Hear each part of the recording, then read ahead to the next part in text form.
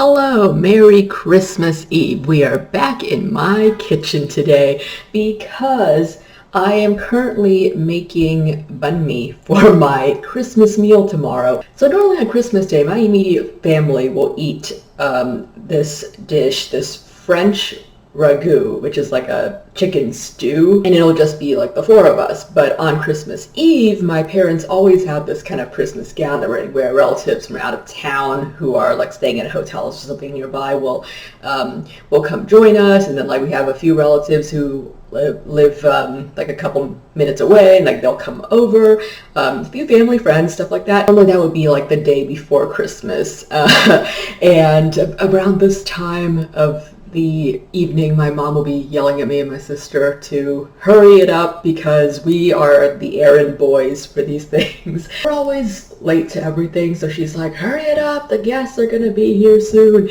It's like some internal clock was telling me, you gotta get dressed, you gotta hurry out the door and go pick up all the stuff. But of course there's nothing to pick up this year, so I'm just going to have my own little gathering of one. Right here in this corner with my miscellaneous crap, I have my wine bottle. Let me see if you can see it. It's this brand, Bookbinder's Apprentice from Scout and Cellar. This one's a screw top. I know many people have like this thing against screw tops. I personally can't really tell the difference, and I really like that this screw top has like this, it opens right here. Like I've already opened it, so I can't demonstrate to you, but basically you twist it here and it makes this like a satisfying clicking sound, and then you just open the top. You don't have to use like a corkscrew or anything, so it's awesome. Like I said, I am making banh mi today. When you hear banh mi, you're probably thinking of like the sandwich, right? The Vietnamese sandwich with the meat and like vegetables and everything inside. And that is one way that you can enjoy banh mi. But what banh mi is basically just bread. Of course, with how popular the banh mi sandwich has been lately, like you can probably just go into any Vietnamese bakery and like, especially if you do not look Asian, they'll probably know what you're talking about if you say banh mi, and they'll just say like, okay, what filling do you want? But my sister gets extra nasty about it because like sometimes like her friends will be like, I want banh mi, and she'll go, well, what do you want with your bread? Because she thinks they should know better, having grown up in the area and being around the bakeries that sell like the fresh bread every morning. And since I moved out of state, I haven't been able to easily get access to the bread. I mean, I can probably go to some fancy downtown place and get like a sandwich, but to get the bread by itself, which I think is superior to other bread, like the closest thing I can think of is like a French baguette or like a French bread roll that they have, but even that isn't exactly like the Vietnamese like baguette that I grew up with. I already mixed everything using my handy dandy stand mixer, and I have left it to prove, as Paul Hollywood always says in Great British Baking Show. So it's been left here for about half an hour, and it's doubled in size. So you can kind of see it right here. And now what I have to do is cut it up into 6 equal pieces, and then roll it into the shape of a banh mi, like as we know it. So I'm going to go ahead and do that now, and while I'm doing that, I have my butter right here. While I'm doing that, I'm going to talk about the book that I finished reading the other day. So I was listening to LyrraBat's video. I'm going to go ahead and link it in the description box below, where she reviews the book The Return by Rachel Harrison, and that was already on my TBR list, but of course I hadn't gotten around to it. So The Return is a horror thriller, and I know many of you do not read horror thriller novels, so I'm just going to talk about it, and there will be minor spoilers, I think, and like if there are any major ones, I'll definitely warn you ahead of time in case you want to read it. And if you don't care and just want to hear about it, then keep on listening. I will go ahead and keep ranting about it. This book is about a group of friends, like 4 girls who went to college together. They were the best of friends, like the sisterhood of the traveling pants, pretty much. Like they went through all these things together. They're super close, and And now they're in their mid-20s and starting to kind of, well, not drift apart, but like basically live different lives. Like they live in different states, and like there are different points in their careers and stuff like that. So they're just having a harder time like getting together. They're not living in each other's pockets the way they used to in college anymore, and some are having more of a hard time adjusting than others. So the protagonist is a girl named Elise, and Elise it's kind of like that movie Bridesmaids where Kristen Wiig's character just feels like a complete loser, and like she hasn't made anything. Sorry, you have to slap the dough against the counter or this mat that I have just for this purpose. Then you flatten it out and then you roll it up. Yeah, so the main character basically feels super insecure and is like she feels like she's kind of bitter because her friends are just so successful and she's not, I guess. And her, like, so out of the four of them, like there's Elise, and then there's her best friend Julie, and there are two other girls, Molly and May. And like, you know, as this usually happens with groups involving four people, like two of them are closer to each other than the other two, so it's Elise and Julie, and then Molly and May. And so Julie is like one of those super popular like pretty blonde girls. I'm picturing like Blake Lively or like Reese Witherspoon or something. And Elise, like just she's quieter, like she's not as noticeable, I guess. And then like the other two, Molly is super outspoken, and actually Molly reminds me of myself. She's always like, why can't we just say it to her? Why can't we just tell her? And then May is like this Southern belle who was adopted from China and is very fixated upon like her appearance and everything, because she had like what she labels a racist grandmother who always said, like, you know, you can't help the way that you behave considering where you're from and horrible things like that. So she always, you know, made sure to appear presentable. Like she works in fashion too, so that's part of it as well. If you're wondering, if you hear like this whirring noise in the background, that's my air purifier. It's probably going crazy because of the butter spray, which is kind of scary. That means it's flying all over my house. Oh yeah, I had this, oh shit, it's upside down. This baguette pan thing, and then like when I finish rolling, I just place it in here. So this is kind of what it looks like. Mine's a bit messy. I'm sure the bakeries do it a lot better, but when you roll it out, that's what it looks like.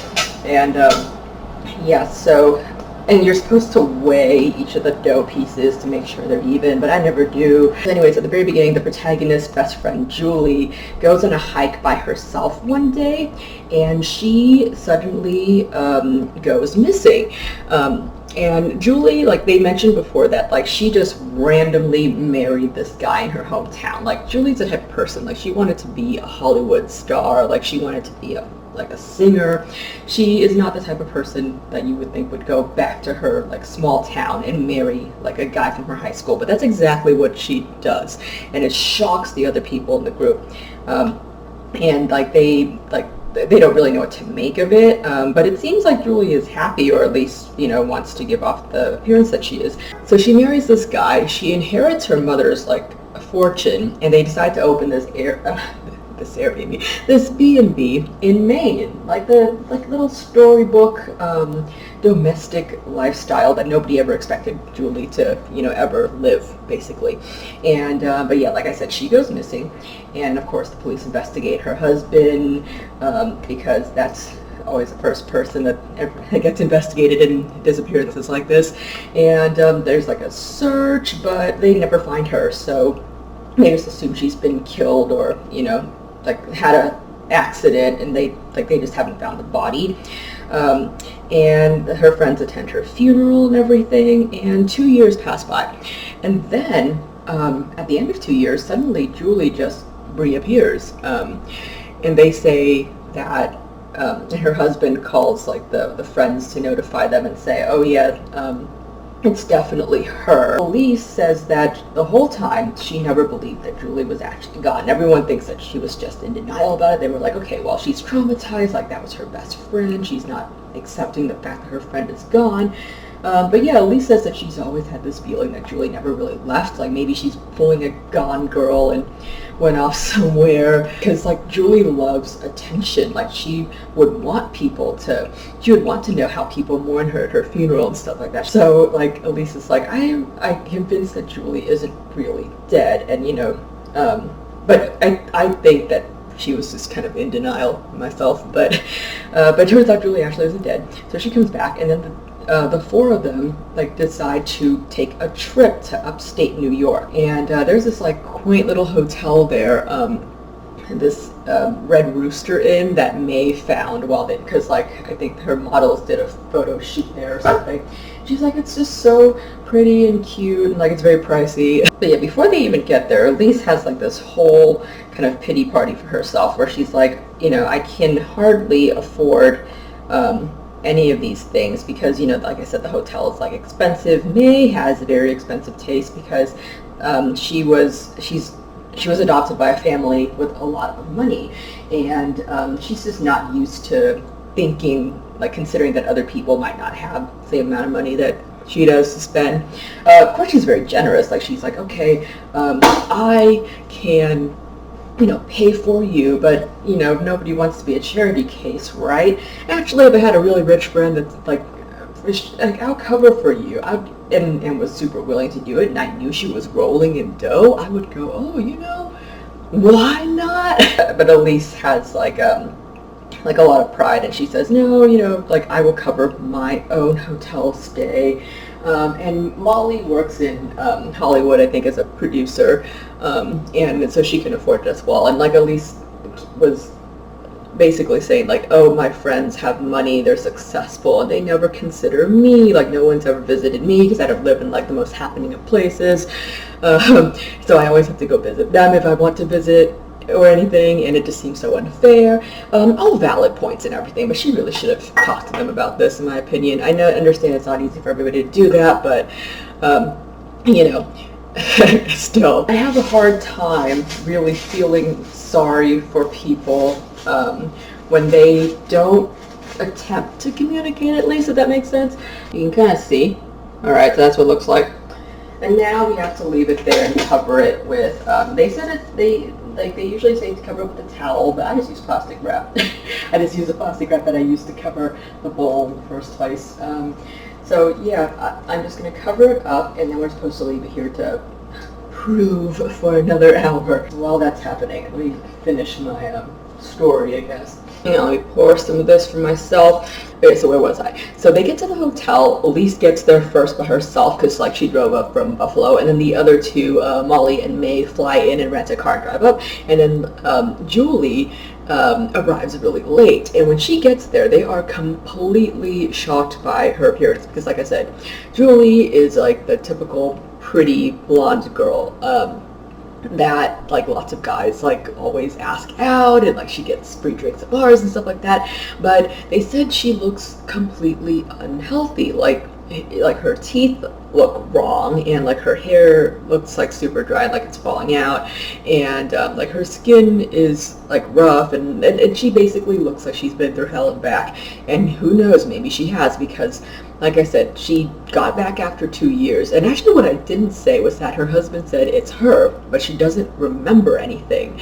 And like we don't know if she's pretending she doesn't remember, or if she actually doesn't, but like she just says that she has no memory of the 2 years that she was gone. As the weekend goes by, like they start to notice that something is very off with Julie. Like they like wonder if this is even the same Julie, but then like she'll say something that only Julie would know from the past, and like there's aspects of her personality that are definitely still there.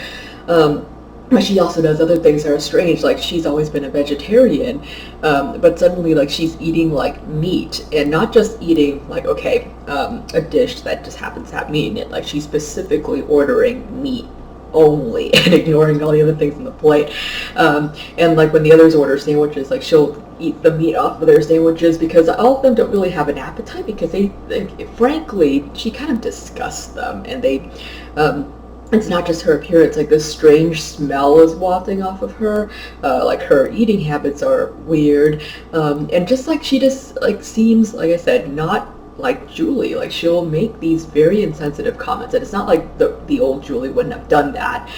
She was kind of a bitch, but she makes like comments that are basically like a no-go zone. Like, she'll bring up somebody's past, like an incident that happened that nobody ever talks about, and she just like will bring it up, and the others are like, what the fuck, like why did she do that? And Molly, being the straightforward confrontational one, it keeps on kicking Elise under the table and going, you have to talk to her. If you don't talk to her, I'm going to talk to her and ask her what the fuck is going on. And Elise doesn't want Molly to confront Julie because, like, she's super protective of Julie, and she's also protective of the fact that Julie and she are super close to each other.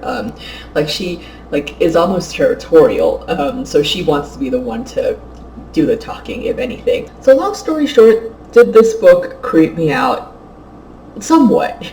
I think it's because, like, I did go in expecting to be creeped out, so I was like, okay, like, how is this gonna scare me, right? And also, I just don't scare very easily, so I was reading and I went, okay, well, this is happening, and I went, okay, that's kind of creepy. Like, what Rachel Harrison does well is she emphasizes how paranoid one can become when one is alone. Like, all these habits that you develop when you're alone, like peeing with the door open, and suddenly having like this like safe space of yours violated. Like, for example, Elise is like sitting in the bathroom and suddenly the door starts to close, things like that. Like, it's tiny moments that I found more disturbing than most of the others. After I read this book, I kind of went, maybe I should turn on a light. And I had to consciously tell myself, like, Aimee, you're being ridiculous. That's exactly what Elise does in the book. Like, she dismisses her observations like as paranoia. But I think the real horror of this book is actually the feeling that you're getting left behind while your friends are moving ahead. So that, like, it's a millennial horror story. That's what it is. Like, sure, it's a horror novel and there's like this setting where all this like scary stuff is happening, but like in reality, the thing that Elise seems to fear most, and like all the other girls too, is that you know, their friends are moving on without them, and as they get older, they're just not going to have opportunities to meet up as often. These are all fears that, you know, 20-something-year-olds and like 30-something-year-olds like have after college. Like, you like, if your friends are more successful than you, then you're like, oh no, I'm the only one, like, I'm a failure. And then like some friends get married and you're like, I'm the only one that's single. And then like there's people like Molly who are just like happy being alone and just don't want to date and are fine where they are. So did I like this book? Yeah, overall I did. I actually thought about giving it 4 stars just because I did have fun reading it, and I like Rachel Harrison's writing style. Like, it's very clear, and like my favorite moments in the book were actually the friendship flashbacks, like her memories of her and Julie in college, like with the other two. And like, there were just so many moments that made me think of my own college days. Like, I lived with the same college roommate for like longer than Elise and Julie lived with each other. Like, I lived with her during college and then after college too. There's just stories where she describes like the time they walked home from a bar at night and it was dark and they went through probably a neighborhood where they could have all gotten kidnapped or something, and holy shit, you would only do that when you're young and drunk. And you know, like, I can identify with that. I've done so much dumb shit as a young person, and like there's all these stories of getting drunk in dorm rooms and you know, being there for your friends, and the ups and downs of female friendships, and how even when your friends make really stupid, even really big mistakes, which the characters in here do, you can still forgive them. Like, you can hate what they did and still like love them for who they are, if that makes sense. It made me think a lot about my own friendships. Like, it resonated with me. Like, I have male friends and female friends. My female friendships like have always been like super solid throughout my life.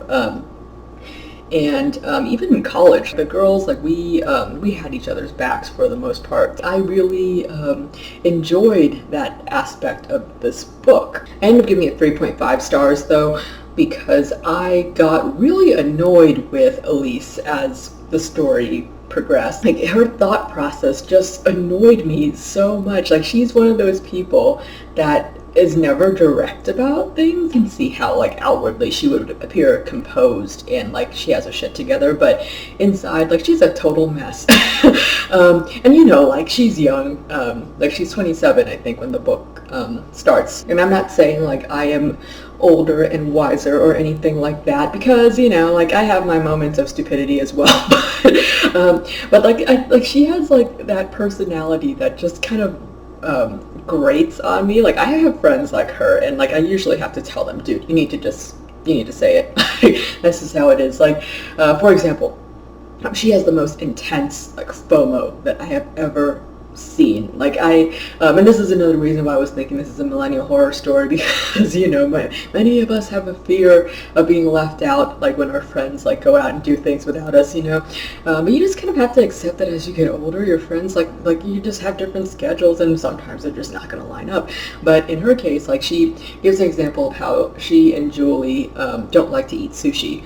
But if the other two were to go get sushi and they didn't invite them, they would be very offended. They would go like, I can't believe you didn't invite me to go get sushi. And I know people like that who would always want to be invited. Fine. Like, I understand. Like, sometimes, you know, you want to go just hang out. I'm like, okay, I have some friends that do that. They'll just tag along. It's when it gets to the next step where not only do they not like sushi and want to be invited along, but they grumble about the fact that like we didn't consider them. Like we don't, you know, we don't like sushi, and yet you picked a sushi restaurant. And I'm like, yo, I originally didn't invite you because I know you don't like sushi. Like I'm a picky eater. Like there are many things I don't like. So if my friends were to go get, like for example, fondue, I don't like fondue. Like like those melted cheese pots, like I don't care for them. So like my friends have gone to those places before in California because they were like hot spots. Like people really liked going to them. They're popular. And like they would tell me later, like, oh yeah, we went and we didn't invite you because we know you don't like fondue. And I'd be like, okay. So what? Like, if I had gone, I would have had to pay for overpriced fondue that I don't like. So I see no problem with that. No biggie. It's not like they leave me out of other things, so I don't care. But in here, Elise always says, like, she, remember I mentioned before that she got to the hotel first. She says she always gets to places first because she doesn't want to let the others get there first and potentially shit talk her, which I think she's going about this the wrong way. If you don't want people to shit talk you, you don't get there first. You get in the car with them and carpool with them so that they can't shit talk you on the way there. That is how you do it. But even that would have been acceptable, except she takes it up to the next level where she says, oh, Julie and I, like we want people to wait for us in front of the restaurant. Like we don't want people to even go get a table without us. Like even if we're late, like we want our friends to wait for us there in front of the restaurant, which I think is completely BS. Like Elise says that she's always on time, so it doesn't matter. Like they never end up waiting for her anyways. But then like Julie is always late and wants people to wait in front. Like I am chronically late to everything, and what I always have to do is like text my friends and say, oh my god, like order me an appetizer, order me a beer, order without me. Like I'll catch up to you. I've gotten there while my friends were grilling meat at K-barbecue places before, and I don't give a damn. Like I'm the late person. I'm at fault, you know. But it was just like her whining, I guess, about this, like that like annoyed me so much, and I went like, why? Like I don't see why this is a problem. So I guess like maybe I'm not as empathetic as I think I am. Okay, for the next couple of minutes I'm going to talk about major spoilers in the book. So if you plan to read it, then like maybe you can skip to the end where I show you what the bread looks like. Another reason I don't like Elise is just she just is not like super likable. Like early on, like she says that she fell in love with a married man, which like, okay, I guess it happens. Can't help who you fall for. So she fell for this guy. And like in a way he kind of preyed on her, in my opinion, because he was her professor. And but like the way she just handled the thing, where like she crept into their house and looked at their stuff, and Molly's right. Molly's like, you have intense daddy issues and so many other issues. I would have said the same thing to her, but like she kind of doesn't feel bad about it. And like, or she feels bad about it, but like doesn't really bother to change.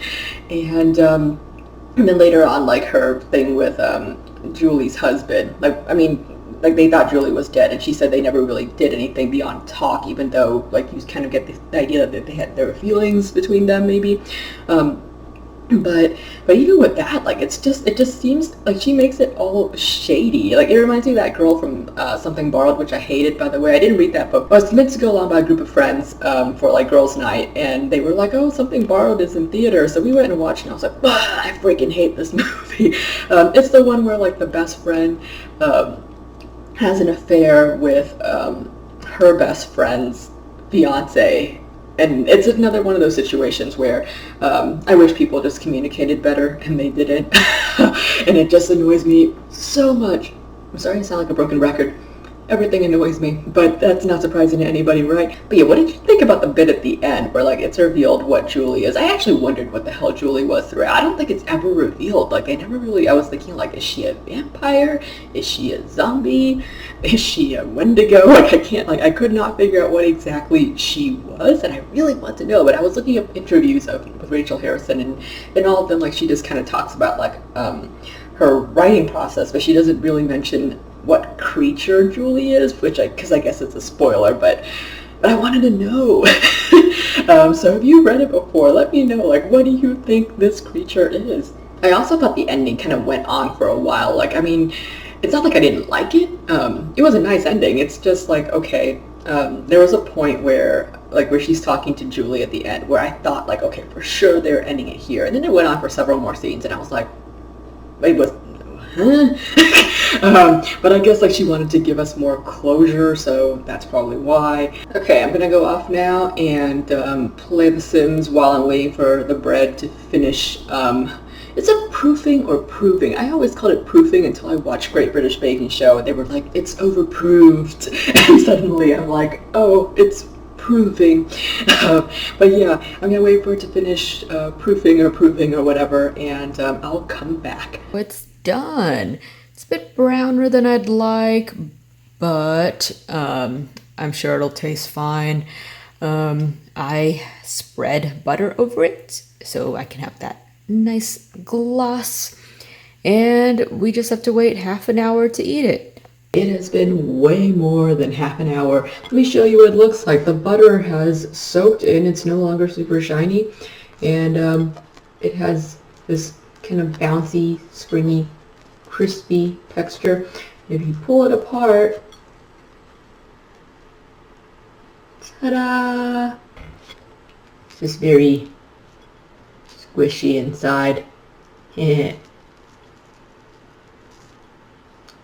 And I just love it. Usually it's a bit stretchier, but today I probably did something wrong, so so it's just so the texture is a bit less chewy. Actually, I lied. It's still chewy once you're actually chewing it.